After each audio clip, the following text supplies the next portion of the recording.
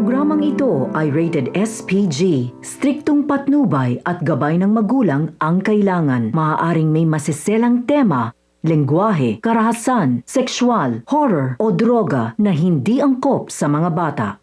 Warning. The following content may contain elements that are not suitable for some audiences. Viewer discretion is advised. 50 true crime stories that will shock you to the core. Angela Hammond. She was talking on the payphone with her fiancé and saying how there is the suspicious truck that keeps driving around the block. Then the truck parks near her where the payphone is. He gets out and starts looking around with his flashlight as if he's lost something. Then he confronts Angela and abducts her. Her fiancé heard all of this in the other line and immediately got into his car to drive where Angela was. When doing so, he drove past the guy in the truck and Angela was apparently screaming his name for help. So he turns around and tries to follow the truck. In his transmission fucks up and guy got away.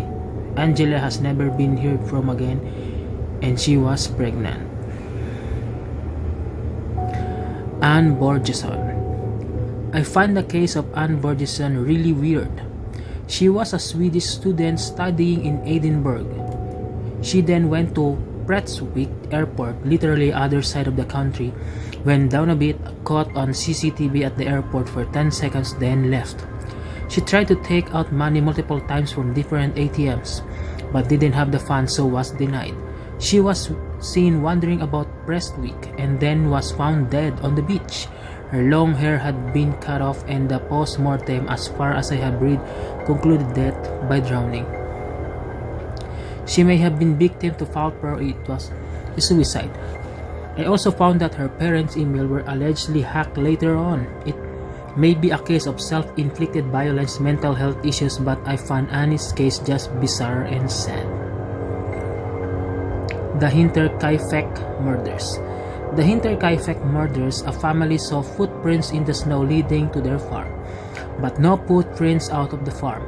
A few days later, they were killed in their own home. There was evidence that the perpetrators were staying in their house or on the farm before the killings. It's creepy because your house is supposed to be the safest place.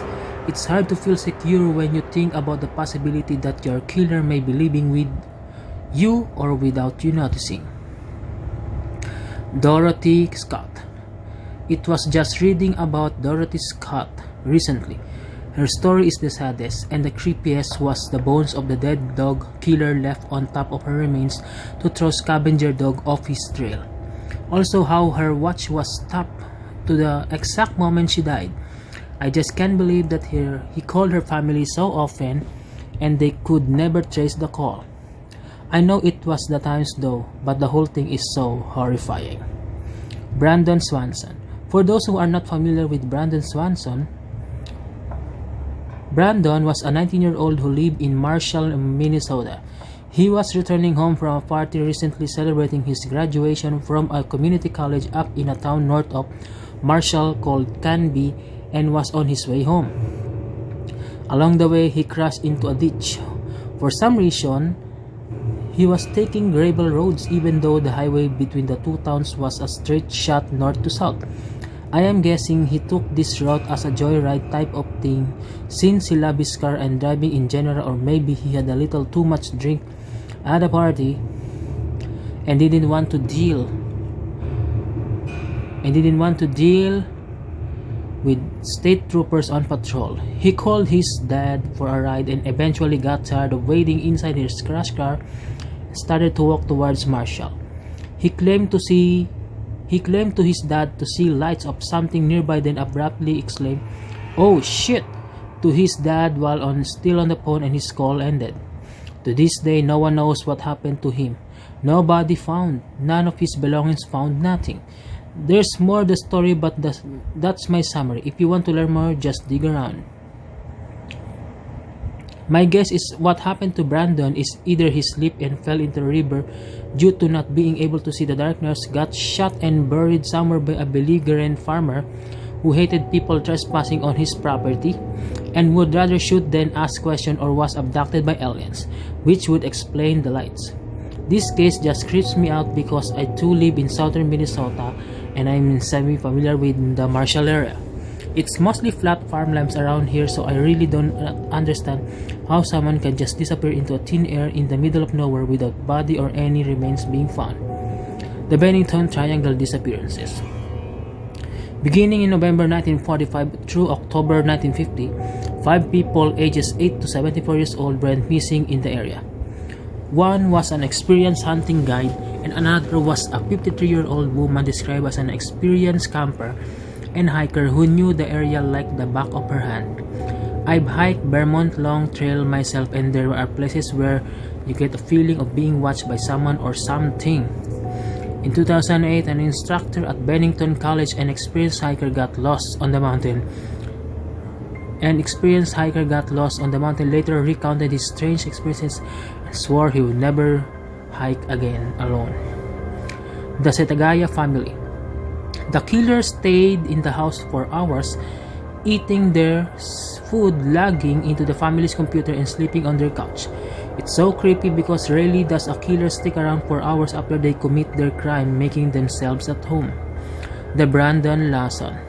Ran out of gas in the middle of nowhere in Texas in 2013, called the cops much of this inaudible, but he implies he's being chased into the woods and says he needs the cops. When police arrived, they found his truck but nothing else. Not a trace of him since. Katerzina Zawada, the skin case. A young college student disappears in Krakow City. Few months later, a ship on the Vistula River stopped because something stuck on the propeller. What they have found surprised everyone. They have gotten out of a skin of a missing Katerzina Zawada. To be more precise, a suit made of human skin. Someone had cut all of the limbs and the head, then created a bodysuit, from the remaining part of which were probably worn by the murderer for some time. Despite media attention and increased police interest, every purist of perpetrator never had been found. Cassie Jo Stoddard. She was house sitting for her aunt. She invited her boyfriend over and his 2 friends came over as well. His friends never and said they were going to the movies. They didn't. At some point before leaving, they unlocked basement door unbeknownst to her. They shut the power off to scare her. They sat there hiding until her boyfriend left and she was alone and proceeded to put mask on, come in the house and stab her. If that isn't bad enough, a video was found where they planned to murder her ahead of time. There was a footage of them right after they killed her as well.